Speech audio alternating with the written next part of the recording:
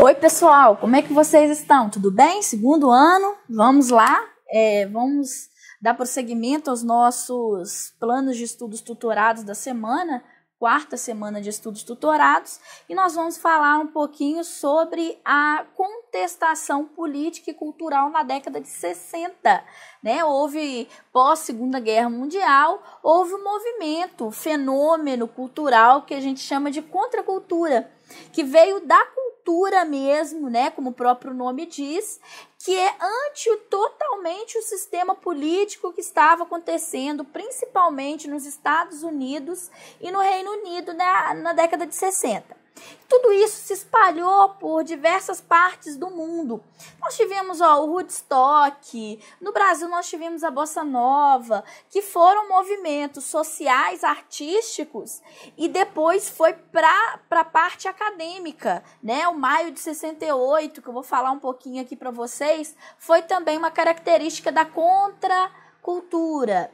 Esse movimento de contracultura, ele representa um tipo de revolta, rebeldia, insatisfação contra os padrões da época, contra o que a gente chama de cultura dominante, né?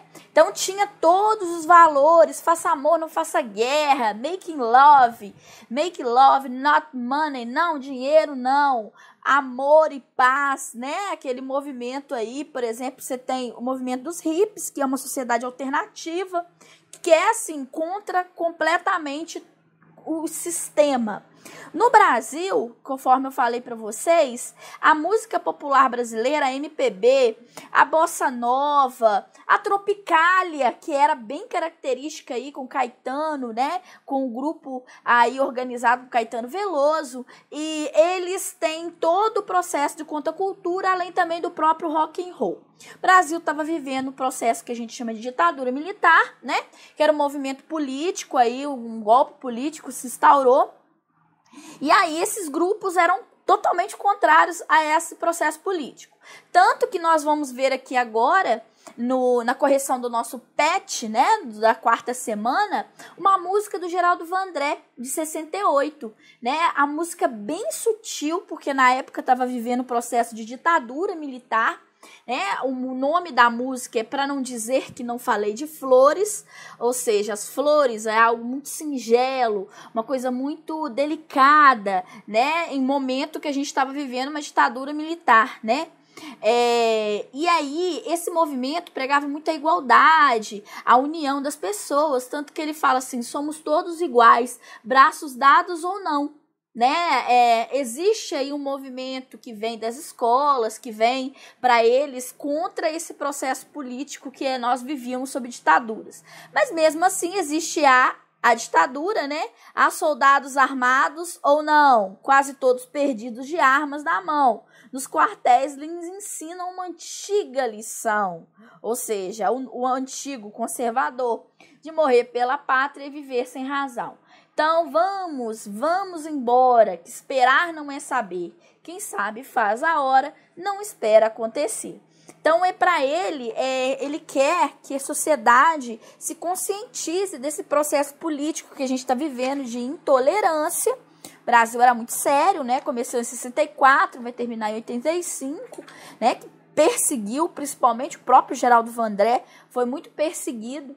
E ele pregava a união das pessoas, de grupos, tanto nas escolas como também na rua, né? Em qualquer lugar, onde for, o campo, enfim, né? Vamos lutar contra essa política ditatorial, né? E aí ele prega a paz, né? Quando ele fala de flor, as flores vencendo o canhão. Ele não prega a intolerância, né? A luta armada. Ele prega a paz. Vamos fazer a paz, né? Essa era o mote, a ideia de que essa música estava definindo, né? Estava dizendo, né? Mas vamos lutar também pela liberdade, né? Então, assim, foi uma música muito perseguida pela época, né, pelos militares, mas ela conseguiu passar um pouquinho pela censura, né?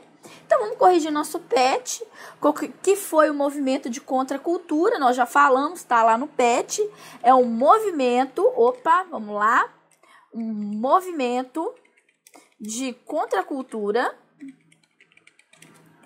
na década de 60,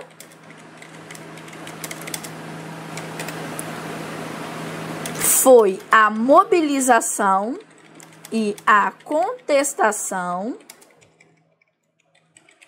dos padrões sociais e culturais da época. Vamos colocar sociais, políticos, né? E culturais da época. Através da utilização da cultura de massa, esses grupos pregavam o fim do conservadorismo e o início de uma nova sociedade, né? Então, você tem um outro movimento, ou seja, contrário à cultura que se estabeleceu, tá? Aí a número 2, na sua opinião, qual a crítica apresentada na canção? Principalmente a crítica à ditadura, ao processo político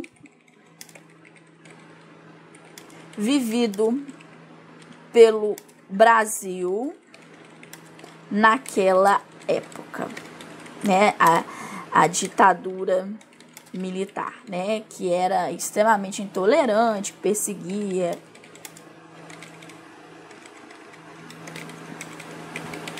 milhares de pessoas. Então você tem aí uma perseguição política. O que buscava o movimento da contracultura, se a gente for aqui no PET, a mudança de valores da sociedade, a paz. Então vamos colocar aqui, né, a mudança de valores da sociedade, a paz, a harmonia e a igualdade. Lembrando que nos Estados Unidos estava vivendo o processo, né, daquela questão do fim da segregação racial, né? Então, a década de 60 ela foi bem conturbada no mundo inteiro, tá?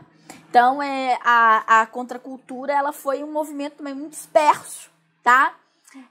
São vários movimentos, não é um só, né? Então, que pregavam várias ideias, o movimento hippie, o movimento contra a segregação racial, contra a guerra, né? Faça amor, não faça guerra, os jovens protestando contra a guerra do Vietnã que estava acontecendo, contra a ditadura militar na América Latina. Então, você tem um movimento muito disperso, tá?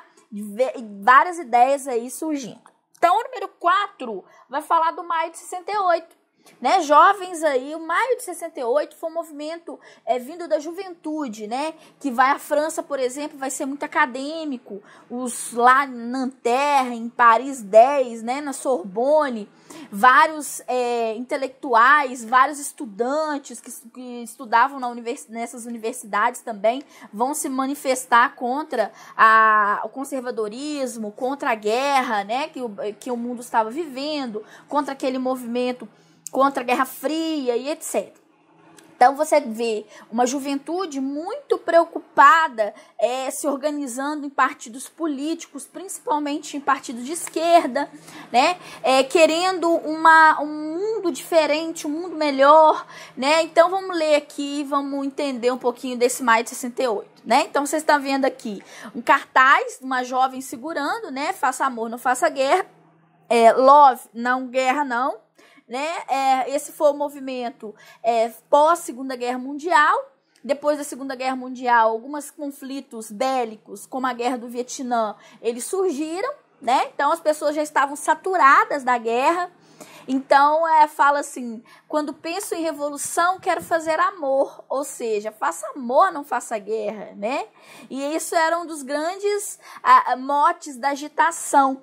Então, essa ideia, o fazer amor é o controle do corpo, né, uma grande questão aí, o movimento feminista também pipocando, as mulheres com mais poder, né, a pílula anticoncepcional vai se tornar aí um grande poderio para a mulher não só a questão política, mas o controle do corpo, eu decido quantos filhos eu vou ter, se eu não quero ter, eu tenho a pílula.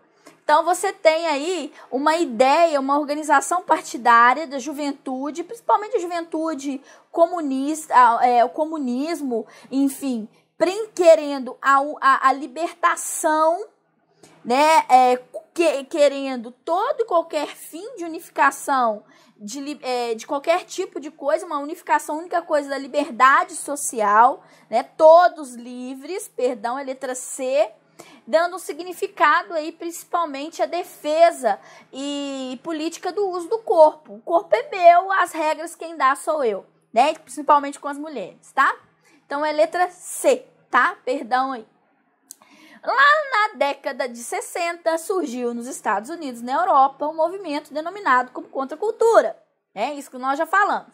Então ela é uma reação, né, dos Estados Unidos, que vem dos Estados Unidos, não ficou restrita aos Estados Unidos, tá? Então, a defesa da padronização de comportamentos também não, né?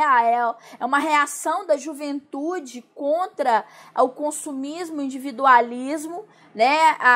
Essa juventude, ela estava manifestando uma resistência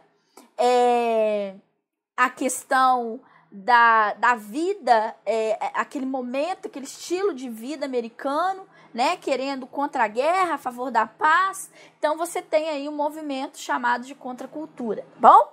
Então, com isso, a gente encerra a nossa aula e qualquer dúvida, nós estamos aí à disposição. Grande abraço.